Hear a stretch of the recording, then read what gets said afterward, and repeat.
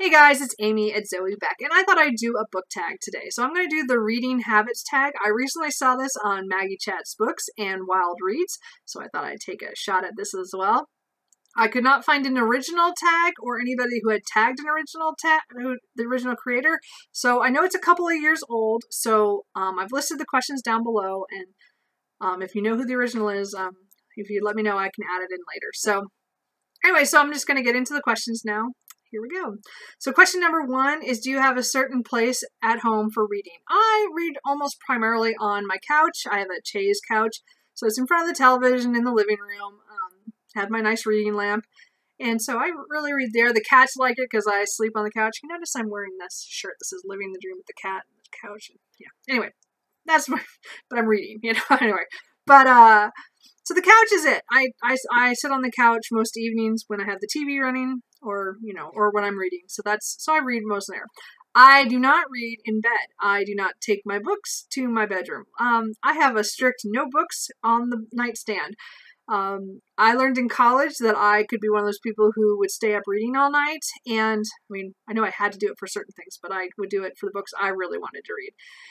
When I got my first full-time job after college, I had to ban the book that I was reading from the bedroom. It had to stay out in the living room, either by my purse or by the couch. It could not be anywhere near me. I could not bring it to bed because I would wake up and read.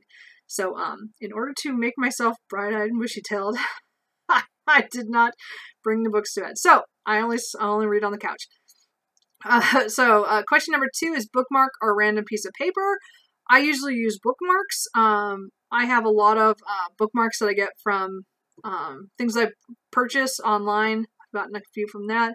I also have some really neat ones that I get from NaNoWriMo's. When you donate for National Novel Writing Month, usually in November, or the camps in April and July. I get a lot of these bookmarks because I always donate enough to get the little goodies. But they also usually send like stickers. So I actually use the stickers as well because I don't need stickers. I don't put stickers on my computer. I don't put them on my notebooks anymore much. So it's just they're kind of, what do I do with them? Well, I make them bookmarks. That's what I use. I mean, but I won't say I won't use a random piece of paper. I mean, if I'm at work and I just throw a Post-it in or a piece of paper from a notepad just to get me through until I get a bookmark. So I'm not against it. My bookmarks are pretty small and I don't have the tassel ones anymore. I mean, I still have some in some books, but I don't actually use them more because I have cats. Bad idea. Question number 3, can you just stop reading, or do you have to stop after a chapter or a certain amount of pages? I average, or want to average, about 50 pages a day. That does not mean that's what I'm going to get. I usually have to stop reading at a certain time at night. That's my bedtime. I know it sounds ridiculous, but that's the only way I get myself to stop reading and go to bed. So I have to have a bedtime, and that's what works for me. But, so I can stop anywhere in the book. I actually don't, I'd rather stop at a chapter break or a break within the chapter, like a space break or a scene change or something, but I don't have to. I can actually stop in the middle of the page and just be fine. I'll find my page. I'll just find it the next day. So not a big deal to me. Question number 4, do you eat or drink while reading? I usually have something to drink, if that's coffee or a soda. I like Coke Zero the most. I'm kind of worried about this whole Coke Zero sugar thing because I haven't tried it yet. I'm kind of worried.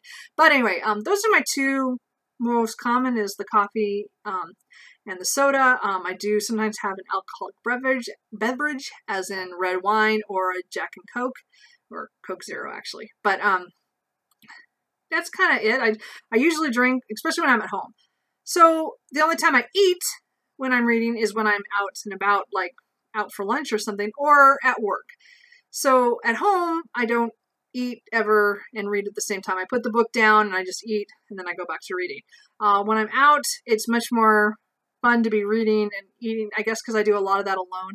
And in my office, I just sit at my desk, and it's just easier to read and to eat because I only have a half-hour lunch. So question number 5 is multitasking music or TV while reading. I can do either. Music, I don't hear after a while if I'm really into a book. The TV, I can have it playing, And a lot of times I just have it on, and I'm watching programs, but I'm watching them on the, I'll watch them and then during the commercials I'll read. And sometimes because I mute the commercials, sometimes I miss the beginning of the program, but I don't watch anything too like series oriented. Most of the stuff I'm watching is either crime story, crime shows and or like home improvement stuff. So I don't watch a lot of regular television.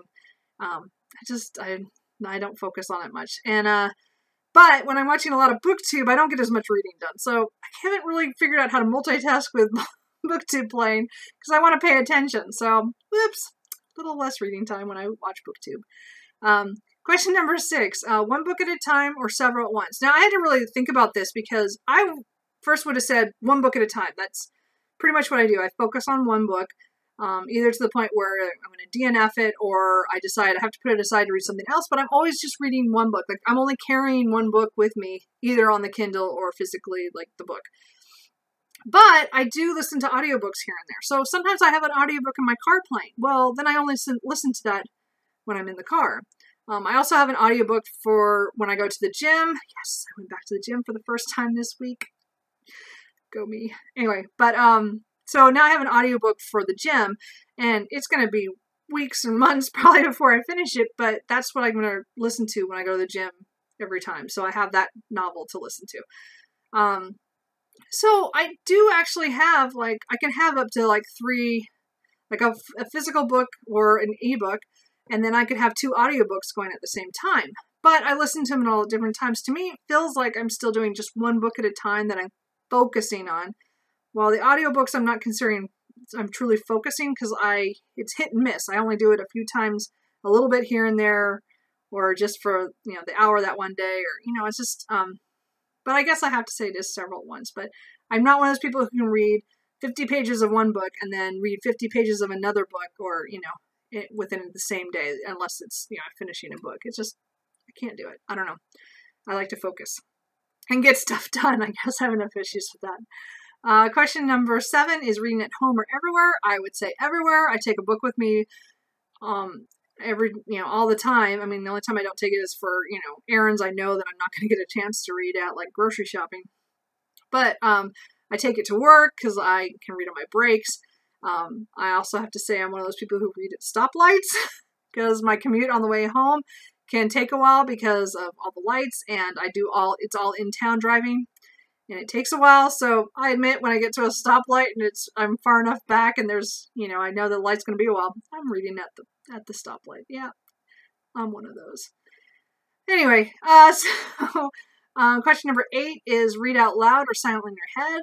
Silently in my head, most of the time, I would say once in a while I do have to read a sentence out loud, and that's either to go, what did this mean? I didn't understand what this writer was trying to tell me. And again, I'm not blaming the author. I'm just saying I might have had an issue with it.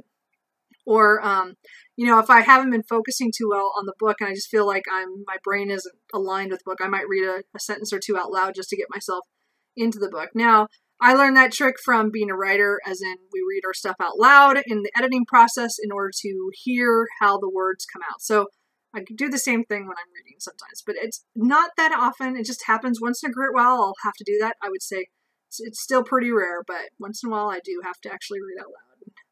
Luckily I live alone, so the cats don't care. Anyway, so question number 9, do you read ahead or even skip pages? I do not skip pages, even when I'm not liking a book. I may skim though, so I don't want to read ahead, but I do. My eyes just scan the pages and I can't they just do it unconsciously. I do not realize I'm doing it until I've seen something I didn't want to see. Like I do it every time I flip the page. Like I go, oh, there's a lot of dialogue or there's a lot of description. I'm cataloged, like I know that's what happened. But every once in a while, I'll see something happens like later in that page or the next page, and I'll be like, no, I didn't want to know that yet. I haven't got that far. Anyway, so I spoil myself all the time with that, and I've never been able to talk my way out of that. Like I don't know I'm doing it until I've done it.